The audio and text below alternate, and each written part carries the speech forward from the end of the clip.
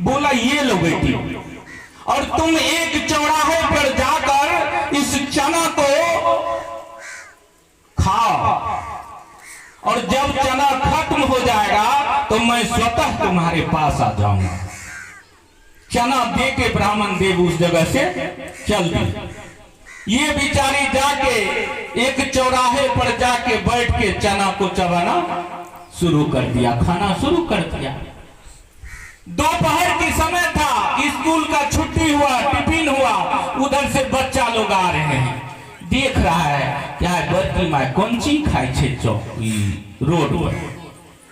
बच्चा कहे बड़की माय तेगो हमरो दोहो न, कहे भागले कि नहीं तोरा देबो, हमरा बड़ा भाग से मिलल छे, तोरा कहां से देबो, भागो यहाँ से।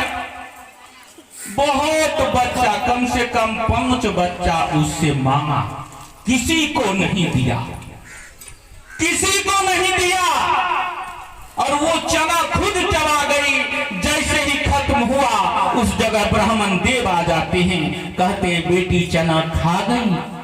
बोला हाँ ब्राह्मण देव मैं तो खा गई। बोला कोई मांगने के लिए आया भी था? तो बोला आया तो था लेकिन मैंने दी नहीं। बोला जब तुमने दी नहीं, जब तुम किसी को दे नहीं सकती तो किसी से ले कैसे सकती? जब तुमने अंदर दया भाव सत्ता नहीं है तो तुम्हें दया कहां से आएगी?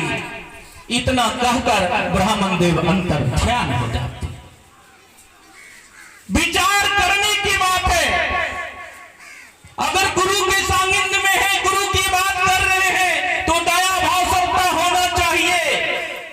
एक दूसरे को विपदा को मिटाने की शक्ति होना चाहिए, तभी आप पे महादेव दया बरसाएंगे। अब आ जाइए दूसरी विधा। दूसरी विधा हमारे साहब श्री हरिंद्रानंद के माध्यम से कहा गया है कि अपने गुरु की चर्चा करना, गुरु की चर्चा करना।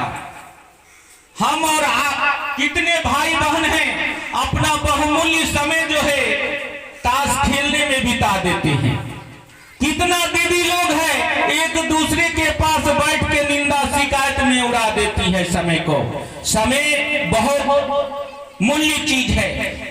अगर आपको वही समय मिलता है तो एक दूसरे से अगर आप महादेव की बात कर लेते हैं, अगर महादेव की गुणनवाद कर लेते हैं, अगर आपकी बातों से अगर एक दूसरी बहन अगर शिव को अपना गुरु बना लेती है तो आपका जीवन सार्थक हो जाएगा। उसी का नाम तो गुरु चर्चा कहा गया है, क्योंकि साहब श्री हरिंद्रानंद को आदेश दिया था महादेव ने कि हे हरिंद्रानंद मैं गुरु बनने के लिए तैयार हूं, तुम सभी से जाकर कहो कि शिव हमारे गुरु हैं, अगर आप चाहें तो आप काबिल हो सकते हैं।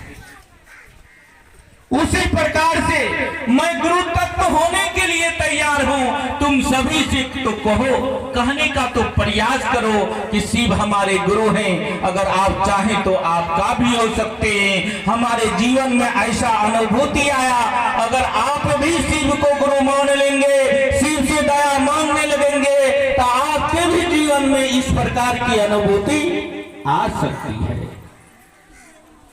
इसी का नाम गुरु चर्चा कहा गया है।